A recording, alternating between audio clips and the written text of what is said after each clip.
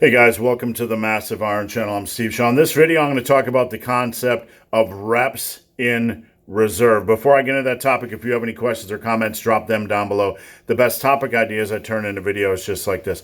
All right, so I fucked up and made a video that I released earlier, and I went ahead and deleted. It happens. Sometimes I screw up.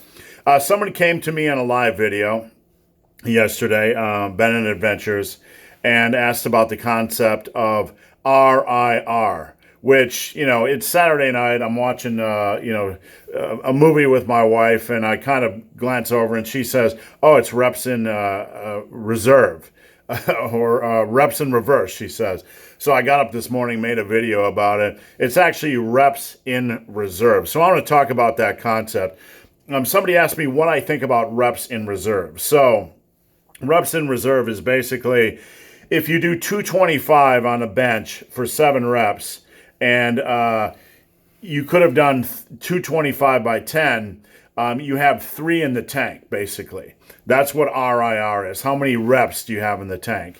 And you can basically, it's like the RPE system. You're judging how much you have left to give. Now, the question is this something you need to worry about? Is this some kind of a concept that 99.9% of us need to worry about? Absolutely not. There's a lot of tools out there when it comes to the muscle building process. RPE, reps in reserve, all that kind of stuff. And at the end of the day, you can overthink things all you want. You can spend time trying to analyze your training all you want, but it's absolutely not required. There are specific applications for any tools, and you can try a tool, and if you like it, you certainly can use it. Use it if you like. But, things like this, to me, are just way overthinking and analyzing. What benefit are you getting out of guessing how many reps you have left? One thing I'm a big proponent of, it might make you feel good, and if it does, hey, great, pat on the back. Feel great about knowing you had 3 reps left. But that's not the way I like to train. And there's no right or wrong way, basically, to train in the long run. And you guys know I preach this. As long as you're getting a lot stronger than you are now. But when it comes to tools and things you put on your little tool belt, things like this are just, I classify the overthinking. I put it in the overthinking box. Why do you need to overthink this stuff? You really, really don't. If you want to overthink it, if that's your personality, go for it. But really, what I like to teach is maximizing sets, because if you maximize a set, you're going to maximize your workouts, and you don't have to overthink things. What I teach, in my rep goal system, and I'm going to explain this before, I'm going to explain how I generally approach training, is that for a beginner that has a good understanding of form, and they have a reasonable exercise form on bench, squat, deadlifts, passable form, I don't apply this on deadlifts, but pretty much every other lift. Push a set for as many reps as possible, stopping that set when you feel like your form's going to break down or when you feel like you're going to fail on the next rep. What this does is it pushes each set to the limit safely. You're practicing safe sets. You're not doing it with sloppy form, and you're stopping a set when you feel like you might fail. So you're getting the most out of the set, and you're learning your body. You're learning your body in the process. You're not increasing the risk of injury by training a failure or trying to push things to the limit. For a beginner, you can basically do this for a year and a half, right? You're going to see a good increase in strength. You're going to progress rapidly. And by pushing a set to a safe limit, you're going to recruit a maximal amount of muscle fibers. And this, in the long run, helps with the hypertrophy or muscle building process.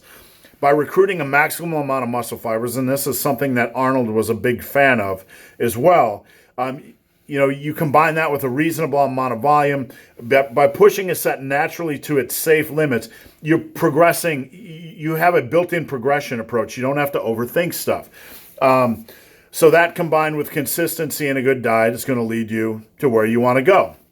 Now, after a certain point, when a trainee has built a lot of strength, I generally like to add in a little bit more volume and then just have them push the last set to the limit, because I'm trying not to beat up their body. Once you've built up a good quality level of strength, then we're going to reduce the last set to just a maximum amount of reps. This is just one way that I teach training. One way that I teach training. There's many ways to cook an egg, and this is not the only way, but this is basically a stupid, simple approach for the average lifter. But back to reps in reverse.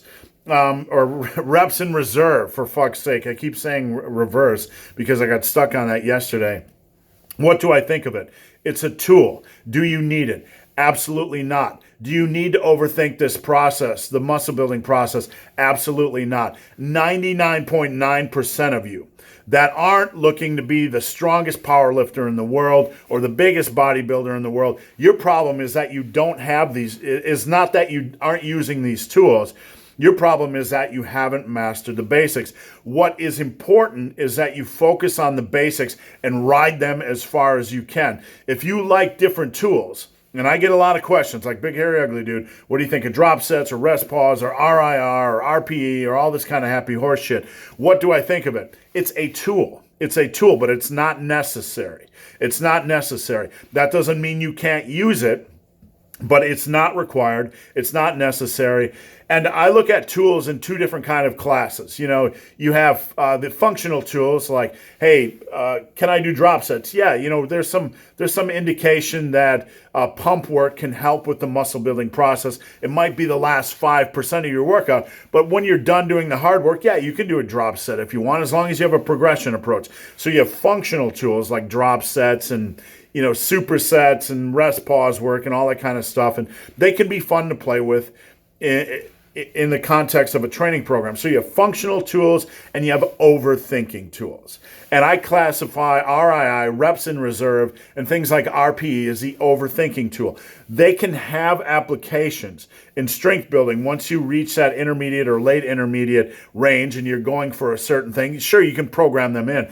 But for the average lifter, you really don't need the overthinking tools at all. So guys, hope this video has been of some help. If you have any questions or comments, drop them down below. If you made it this far in this video and have yet to subscribe to my channel, please do. I'd appreciate the support. So guys, as always, thanks for watching. Have a great day.